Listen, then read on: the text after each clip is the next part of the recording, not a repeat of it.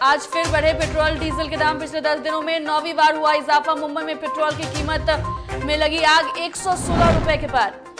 Petrol और diesel की कीमतों को लेकर कांग्रेस का धरना प्रदर्शन। राहुल गांधी ने मोदी सरकार पर जमकर बोला हमला। सीएम नीतीश कुमार के उपराष्ट्रपति बनने को लेकर चर्चा तेज। बीजेपी विधायक का बयान, जहां भी जाएंगे अच्छा करेंगे काम। सीजीए की रिपोर्ट में फिर बिहार की स्वास्थ्य विभाग फिसड्डी। घोषित राजद विधायक ने बिहार के स्वास्थ्य मंत्री मंगल पांडे से मांगा इस्तीफा।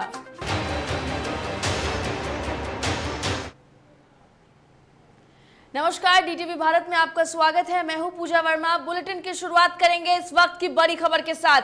बड़ी खबर आपको इस वक्त की बता देते हैं, जहां बिहार विधानसभा के बजट सत्र का आखिरी दिन है आज बिहार विधानसभा के बजट सत्र का। बता दें आपको कि सदन में भाकपा माले के सदस्यों का हंगामा हुआ है। बड़ी खबर आपको इस वक्त की बता रहे हैं, जहां भाकपा माले ने हंगामा किया है। बिहार में कानून व्यवस्था को लेकर माले कर रहे थे हंगामा। बड़ी खबर आपको इस वक्त बता रहे हैं, जहां पर मार्शल ने भाकपा माले के विधायक को बाहर कर दिया है। बड़ी खबर इस वक्त की आपको बता रहे हैं। बिहार विधानसभा के बजट सत्र का आज आखिरी दिन है और आखिरी दिन हंगामा करने को लेकर सदन में भाकपा माले ने हंगामा किया और मार्शल ने उन्हें, आपको बता दें कि विधानसभा से बाहर का रास्ता दिखा दिया है। दरअसल बिहार में कानून व्यवस्था को लेकर माले विधायकों की तरफ से लगातार हंगामा किया जा रहा था, जिसके बाद मार्शल ने भाकपा माले के सदस्यों को बाहर का रास्ता दिखा दिया है, बाहर कर दिया है। तो देखिए, आज आखिरी दिन और आखिरी दिन हंगामे होने के पूरे आसार नजर आ रहे थे। ये वो तस्वीर आप देख रहे हैं, जहां पर बिहार विधानसभा के बाहर देखिए माले जो सदस्य हैं उन सभी को बाहर निकाला गया है। तमाम सदस्य को बाहर निकाल दिया गया है। दरअसल ये बिहार में कानून व्यवस्था, लॉ एंड ऑर्डर को लेकर लगातार ये सदन के अंदर हंगामा कर रहे थे, जिसके बाद इन्हें बाहर का रास्ता दिखा दिया गया। खबर पर अधिक जानकारी के लिए हमारे संवाददाता उत्कर्ष हमारे साथ फोन लाइन पर जुड़ गए हैं। उत्कर्ष, भाकपा माले के तमाम सदस्यों को बाहर का रास्ता दिखा दिया गया है, बवाल कर रहे थे सभी। बिल्कुल पूजा, देखिए जो हमने पहले भी कहा था कि संभवतः यह है कि इस बार जो आज आखिरी दिन है वो शांति तरीके से चलेगा, लेकिन जो माले के विधायक हैं वो लगातार आक्रामक थे। उनका कहना था कि जिस तरीके से बिहार की सुशासन व्यवस्था गिर रही है, आए दिन लोगों को मारा जा रहा है, चाहे वो जदयू के नेता हो, चाहे मुख्यमंत्री पर हमला हो, चाहे बीते दिन वीर कुंवर सिंह के परपोते पर हमला हुई, तमाम बातों को लेकर जो माले के विधायक थे उन्होंने सदन में हंगामा किया और इसको लेकर चर्चा की बात उठाने की बात कही, जिसके बाद अध्यक्ष महोदय ने मार्शल बुलवाकर तमाम विधायकों को बाहर का रास्ता दिखवा दिया। हालांकि जिस तरीके से फेंका, अभी भी वो तस्वीरें आपको, अभी भी जो लोग हैं वो यहीं पर बैठे हुए हैं, सदन के बाहर जमीन पर बैठे हैं। इसमें से एक विधायक है सुदामा पासवान, जिनकी तबीयत काफी ज्यादा बिगड़ गई, जिसके बाद उन्हें एम्बुलेंस से पीएमसीएच भिजवाया गया है। पूजा, बिल्कुल उत्कर्ष, ये भी जानना चाहेंगे कि लगातार जिस तरीके से बिहार में लॉ एंड ऑर्डर जो है वो बिगड़ता हुआ दिख रहा है, ऐसे में अगर हंगामा किया जाता है, सवाल उठाया जाता है, तो बाहर का रास्ता दिखा देना कितना सही है? क्योंकि सदन के अंदर की भी गरिमा को मेंटेन रखना जरूरी है। उत्कर्ष, बिल्कुल पूजा, देखिए यहाँ पे दो बातें हो सकती हैं। संभवतः यह भी है कि अध्यक्ष कह रहे थे उन्हें शांत होने के लिए, लेकिन जो माले के विधायक हैं वो काफी ज्यादा आक्रामक नजर आ रहे थे। और दूसरी तरफ बीते दिन भी ये तस्वीरें देखने को मिली, जहां पर एआईएमआईएम के विधायक जो है उन्हें बाहर का रास्ता दिखाया गया। और आज माले के विधायकों को यूं कह सकते हैं कि जबरन जो मार्शल है उनके द्वारा उन्हें टांग कर बाहर फेंका गया है। तो कहीं ना कहीं ये स्थितियां वही दर्शा रही हैं जो पिछले साल भी हुआ था, जब विधायकों के साथ बदसलूकी हुई थी। और आज की भी तस्वीरें संभवतः एक ही जैसी लग रही हैं। बिल्कुल उत्कर्ष, बहुत शुक्रिया आपका तमाम जानकारी देने के लिए। तो देखिए, बिहार विधानसभा के बजट सत्र का आज आखिरी दिन और आखिरी दिन ये उम्मीद हो रही थी कि शांतिपूर्ण हो सकता है कि आज सत्र खत्म हो, लेकिन ऐसा बिल्कुल नहीं है। इसके उलट हंगामा देखने को मिला है। माले विधायकों को बाहर का रास्ता दिखा दिया गया है और सुदामा पासवान की तबीयत बिगड़ने के बाद उन्हें अस्पताल में भी भर्ती कराया गया है। कानून व्यवस्था तार-तार हो चुकी है, अपराधियों का तांडव नृत्य चल रहा है, दलितों की हत्या हो रही है, महिलाओं को निर्वस्त्र करके पिटाई की जा रही है, उसके मंत्री द्वारा अल्पसंख्यकों और दलितों के खिलाफ दुष्प्रचार किया जा रहा है, घृणा का प्रचार किया है। इन्हीं बातों को लेकर तो हम मांग कर रहे थे। हम तो सरकार को सहयोग करना चाहते हैं, लेकिन नीतीश कुमार दिशाहीन हो गए हैं, उसका दिमाग काम नहीं कर रहा है। इसलिए बिहार से भागने का रास्ता तलाश कर रहे हैं। नीतीश कुमार भाग जाए, हम लोग भागने वाले नहीं हैं। हम लोग मुकाबला करेंगे। कानून व्यवस्था को दुरुस्त करना होगा, जवाब देना होगा, नहीं तो सदन नहीं चलेगा। बता दें आपको कि पेट्रोल और डीजल की कीमतों में लगातार इजाफा हो रहा है। गुरुवार को भी इसमें वृद्धि हुई है। पिछले 10 दिनों में 9वीं बार पेट्रोल डीजल के दाम में वृद्धि देखी गई है। दिल्ली में पेट्रोल डीजल के दाम में 80 पैसे प्रति लीटर बढ़े हैं, जबकि मुंबई में दोनों ईंधनों की कीमतों में 84 पैसे की वृद्धि हुई है। राजधानी दिल्ली में अब पेट्रोल की कीमत प्रति लीटर बढ़कर 101 रुपए 81 पैसे हो गए हैं और डीजल की कीमत यहां पर 93 रुपए 7 पैसे हो गए हैं प्रति लीटर। और मुंबई में प्रति लीटर पेट्रोल की कीमत 116 रुपए 72 पैसे हो गए हैं और डीजल यहां पर 100 रुपए 94 पैसे प्रति लीटर हो गई है। चेन्नई की बात करें तो चेन्नई में पेट्रोल और डीजल की कीमत में 76 पैसे की वृद्धि हुई है। यहां पेट्रोल की कीमत प्रति लीटर बढ़कर 107 रुपए 45 पैसे और डीजल की कीमत 97 रुपए 52 पैसे प्रति लीटर हो गई है। वहीं कोलकाता की अगर बात करें तो यहां पेट्रोल की कीमत में प्रति लीटर 83 पैसे और डीजल की कीमत में 80 पैसे का इजाफा हुआ है। कोलकाता में पेट्रोल की कीमत प्रति लीटर बढ़कर यहां पर आपको बता दें कि 111 रुपए 35 पैसे और डीजल की कीमत 96 रुपए 22 पैसे प्रति लीटर हो गई है।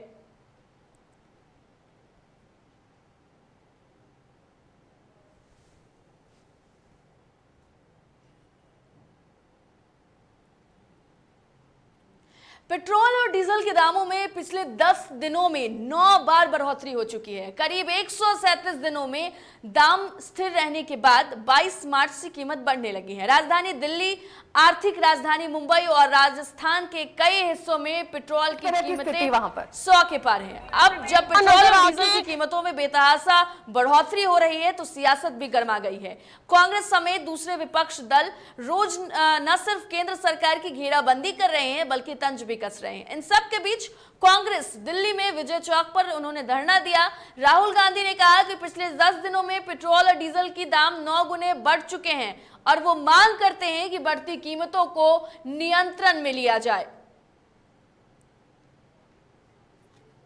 पार्टी के एमपीज और देश में हर स्टेट में, हर कैपिटल में, डिस्ट्रिक्ट्स और ब्लॉक्स में कांग्रेस पार्टी जो प्राइस राइज है और खासतौर से जो पेट्रोल और डीजल की प्राइस राइज है उस पर एजिटेशन कर रही है। पिछले 10 दिन में 9 बार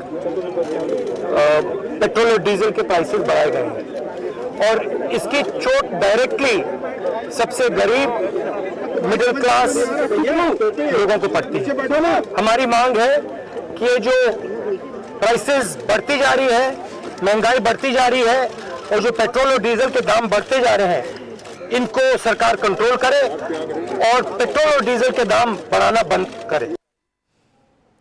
तो देखिए, पेट्रोल और डीजल के बढ़ते दाम को लेकर राहुल गांधी ने यहां पर सरकार पर हमला बोला है। जल्द से जल्द कीमतों में कमी लाने की बात कही है। और देखिए, इस महंगाई की वजह से आम जनता को तो परेशानी हो रही है। विपक्ष भी लगातार सरकार पर वार कर रहा है, लेकिन दूसरी तरफ बड़ा सवाल ये भी खड़ा होता है कि जहां एक तरफ राजस्थान में कांग्रेस की सरकार है, वहां भी पेट्रोल की कीमतें आसमान छू रही है, लेकिन राहुल गांधी सिर्फ अगर हम बात करें तो केंद्र सरकार पर हमला बोल रहे हैं, लेकिन बीजेपी ये कहती हुई नजर आती है कि कांग्रेस को राजस्थान में भी कीमतों में कंट्रोल करने की जरूरत है। तो कुल मिलाकर सत्ता पक्ष जो है वो विपक्ष पर और विपक्ष सत्ता पक्ष पर बढ़ती कीमतों को लेकर वार और पलटवार कर रहा है। तो देखिए, लगातार पेट्रोल और डीजल के दामों में इजाफा। 10 दिनों में लगातार 9वीं बार पेट्रोल और डीजल के दाम बढ़े हैं। आम लोगों की परेशानी बढ़ती चली जा रही है, हर दिन ये इजाफा हो रहा है। और देखिए, ये माना जा रहा है, एक्सपर्ट्स ये कह रहे हैं कि ये दाम जो है वो 120 से लेकर 125 रुपए प्रति लीटर तक जाकर थम जाएगी। तो कुल मिलाकर ये बातें निकलकर सामने आ रही है कि अभी भी दामों में इजाफा और देखने को मिल सकता है।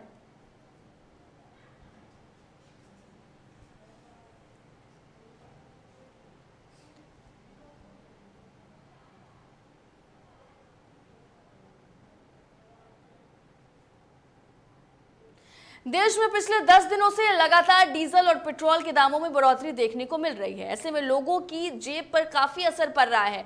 बांदा में पेट्रोल जहां 101 रुपए प्रति लीटर मिल रहा है, तो वहीं डीजल की दाम 93 रुपए प्रति लीटर मिल रही है। ऐसे में कहीं ना कहीं इन डीजल और पेट्रोल के बढ़ते दाम से लोगों को काफी परेशानियों का सामना करना पड़ रहा है और उनका बजट खराब हो रहा है। महंगाई की मार झेल रहे जनता ने हमारे संवाददाता से खास बातचीत की।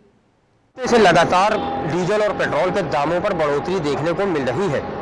ऐसे में असर आम लोगों पर पड़ रहा है। आज हम एक पेट्रोल पंप पे मौजूद हैं जहां पर डीजल और पेट्रोल भरवा रहे हैं। हम लोगों से बात करते हैं और जानते हैं कि आखिर डीजल और पेट्रोल बढ़ने से इन पर इसका क्या असर पड़ा है। आइए हम लोगों से बात करते हैं। क्या नाम है आपका? मोहम्मद नजीब।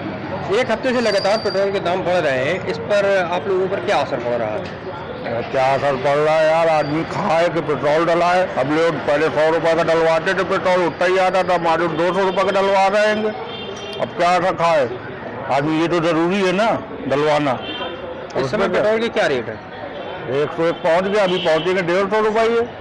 सरकार बढ़ाने के चक्कर से खाली घटा रहे थे, अभी डाले घटा बढ़ाएंगे, वही 150-200 रुपये कर देंगे।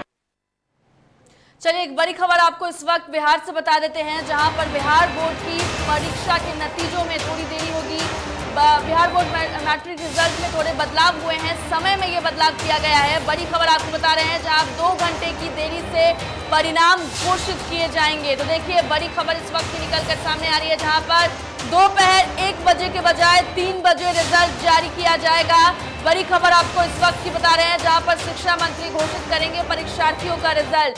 शिक्षा मंत्री विजय चौधरी रिजल्ट की घोषणा करेंगे और टॉपर के नाम का ऐलान भी उस वक्त ही किया जाएगा। तो देखिए बिहार बोर्ड की 10वीं की परीक्षा के परिणाम में थोड़ा इंतजार छात्रों को और करना पड़ेगा। 16 से 17 लाख जो विद्यार्थी हैं वो नतीजों का इंतजार कर रहे हैं और नतीजों में थोड़ा समय और लग सकता है। बड़ी खबर आपको इस वक्त की हम बता रहे हैं, जहां पर दोपहर 1 बजे की बजाय अब ये रिजल्ट दोपहर 3 बजे जारी किया जाएगा। एक प्रेस कॉन्फ्रेंस किया जाएगा और आपको बता दें कि इस प्रेस कॉन्फ्रेंस में शिक्षा मंत्री विजय चौधरी मौजूद रहेंगे और टॉपर के नामों की घोषणा के साथ रिजल्ट जो है उसका ऐलान किया जाएगा। खबर पर अधिक जानकारी के लिए हमारे संवाददाता उत्कर्ष फोन लाइन पर जुड़ गए हैं। उत्कर्ष, समय में यहाँ पर बदलाव किया गया है, क्या इसके पीछे का कारण है?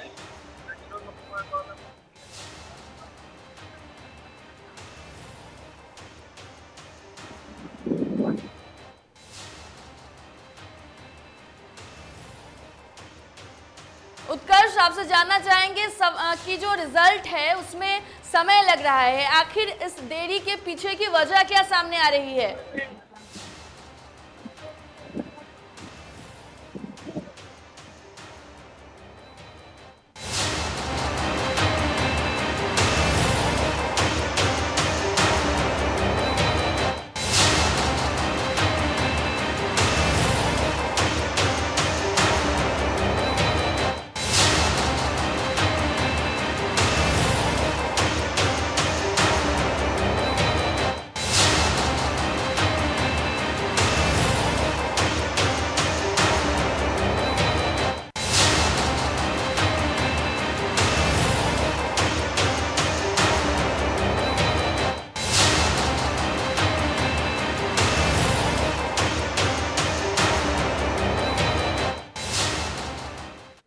चंदौली में रक्षा मंत्री राजनाथ सिंह के बनाए गए जिला संयुक्त चिकित्सालय में करीबन 1 साल से अल्ट्रासाउंड सेंटर बंद पड़ा है, जिस वजह से मरीजों को ज्यादा पैसे देकर बाहर से अल्ट्रासाउंड कराना पड़ता है। बता दें कि अल्ट्रासाउंड के कक्ष पर जहां ताला लगा है, तो वहीं रेडियोलॉजिस्ट डॉक्टर नदारद हैं।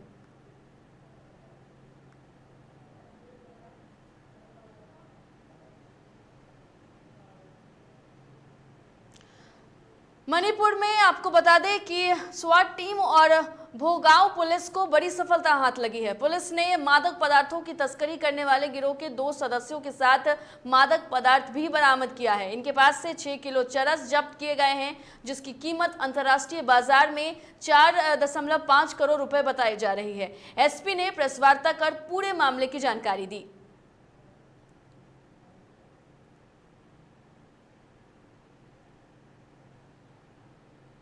कितनी संख्या में पड़ा गया?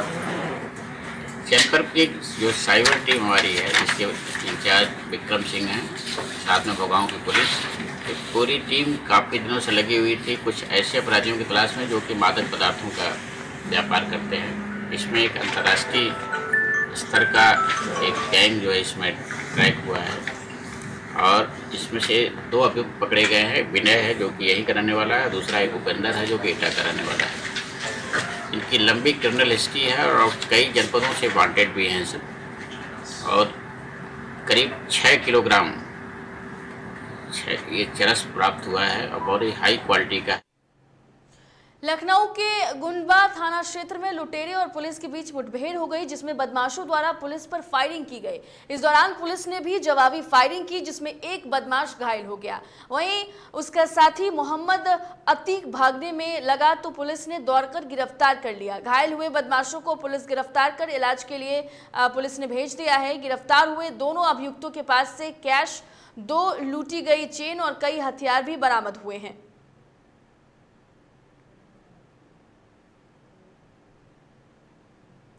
महाराजगंज जिले में देवरिया असफल कैश वैन लूट कांड के आरोपी को गिरफ्तार किया गया है। पुलिस ने मुठभेड़ में ये गिरफ्तारी की है। बता दें कि जब पुलिस ने चेकिंग के दौरान एक संदिग्ध बाइक सवार को रोका तो वो वहां पर भागने लगा और फायरिंग करने लगा, जिसके बाद जवाबी फायरिंग में बदमाश के पैर में गोली लग गई। घायल बदमाश को पुलिस कस्टडी में लेकर इलाज कराया जा रहा है।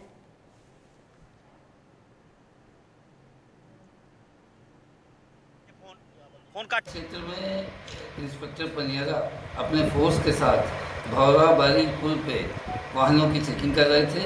जब एक वाहन से एक बदमाश आते हुए दिखा और उसे रोका गया तो उसने रुकने के बजाय पुलिस पार्टी पे फायर किया। जब पुलिस ने जवाबी फायर किया तो उसके पैर में गोली लगी। उसको आवश्यक बल प्रयोग करके पुलिस द्वारा गिरफ्तार किया गया। पूछताछ में उसने अपना नाम दीपक पांडे बताया, ग्राम औराहिया का रहने वाला है और 2 दिन पहले अभी इसने अपने साथियों के साथ देवरिया में एटीएम कैश वैन के साथ लूट का प्रयास किया था। उसमें ये भागा हुआ था। इस पर जनपद देवरिया से 25,000 का इनाम घोषित था। इसको उपचार के लिए अस्पताल भेजा गया है। जब ये ठीक हो जाएगा तो इससे और पूछताछ। सीएजी की रिपोर्ट में फिर से एक बार बिहार का स्वास्थ्य विभाग सबसे फिसड्डी घोषित हुआ है, जिसको लेकर राजद विधायक मुकेश रोशन ने बयान देते हुए कहा कि सीएजी की रिपोर्ट हमने भी देखी है। बिहार सरकार के स्वास्थ्य विभाग में कई गड़बड़ियां सामने आई है। ऐसे में हम बिहार सरकार के स्वास्थ्य मंत्री से इस्तीफे की मांग करेंगे। कोई नॉर्म्स नहीं है और सब स्टैंडर्ड की जो भी सामान है वो देखिए, जो सीएजी का रिपोर्ट आया है हम लोग भी देखे हैं। उसमें जो मामला आ रहा है, स्वास्थ्य विभाग में काफ़ी गड़बड़ियाँ हुई है और कोरोना काल में कोरोना घोटाला हुआ है। इसकी हम लोग सीबीआई जांच की मांग करते हैं। कोरोना का टाइम में जिस तरह से लोगों ने अपनों को खोया है, कोई ऑक्सीजन के बिना, कोई दवा के बिना, कोई बेड के बिना, कितने लोगों का इलाज के अभाव में मौत हुआ है। कोरोना काल में समझिए कि हजारों लोगों का मौत होता था, लेकिन आंकड़ा जो है वो दर्जनों में दिखाया जाता था। ये दुर्भाग्यपूर्ण है। बिहार की सरकार कहती है कि न हम बचाते हैं न फंसाते हैं। तो जो लोग दोषी हैं, सीएजी के रिपोर्ट में जो खुलासा हुआ है उस पर कार्रवाई हो।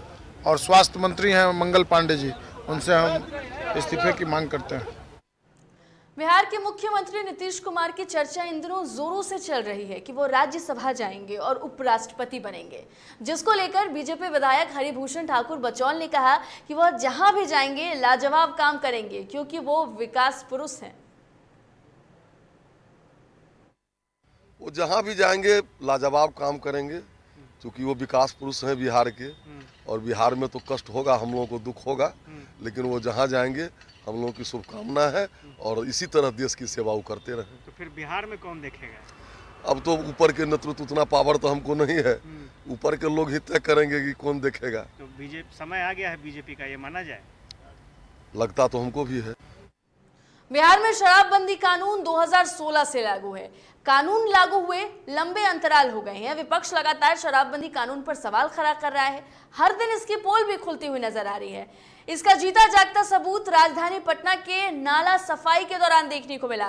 दरअसल नाला उड़ाई का कार्य पटना में नगर निगम के द्वारा किया जा रहा है। नाला उड़ाही के दौरान नालों में भारी मात्रा में शराब की खाली बोतलें मिलने से शराबबंदी कानून पर सवाल खड़े होने शुरू हो गए हैं। ऐसे में सबसे बड़ा सवाल ये उठ रहा है कि शराबबंदी कानून लागू करने में पुलिस का समर्थन सरकार को नहीं मिल रहा है, क्योंकि पटना के नालों में बड़े मात्रा में खाली शराब की बोतलें इस बात पर सवाल उठा रही हैं कि क्या वाकई बिहार में शराबबंदी कानून लागू है।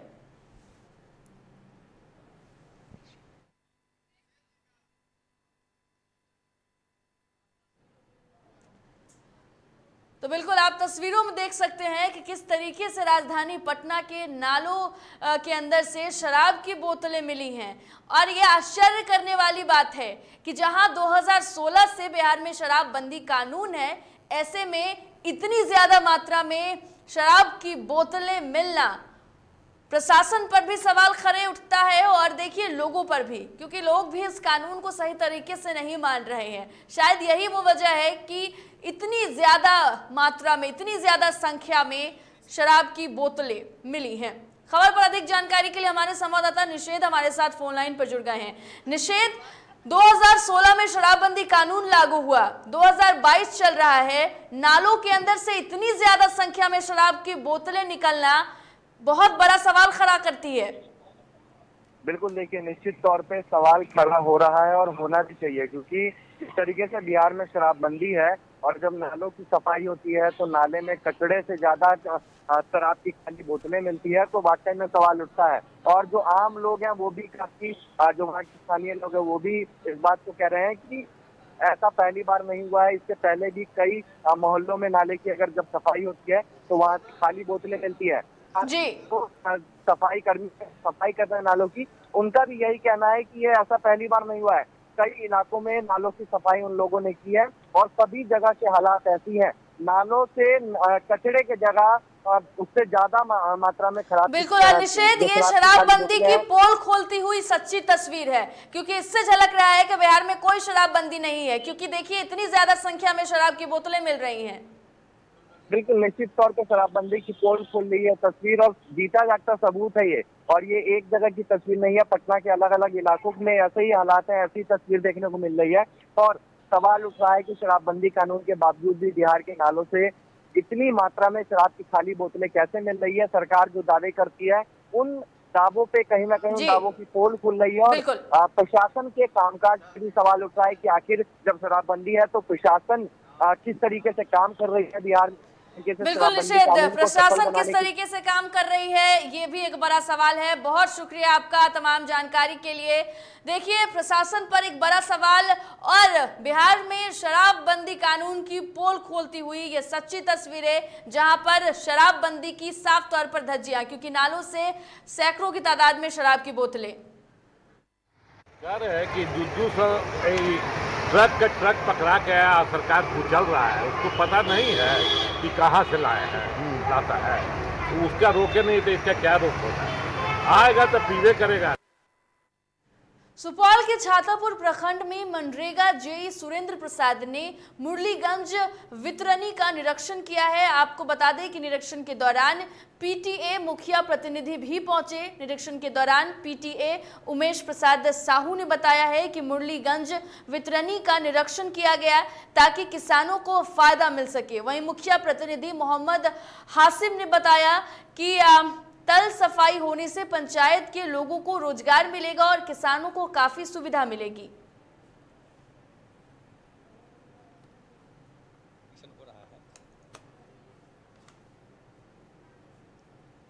फिलहाल इस बुलेटिन में इतना ही। देश दुनिया की तमाम खबरों के लिए देखते रहिए DTV भारत। मुझे दीजिए इजाजत, नमस्कार।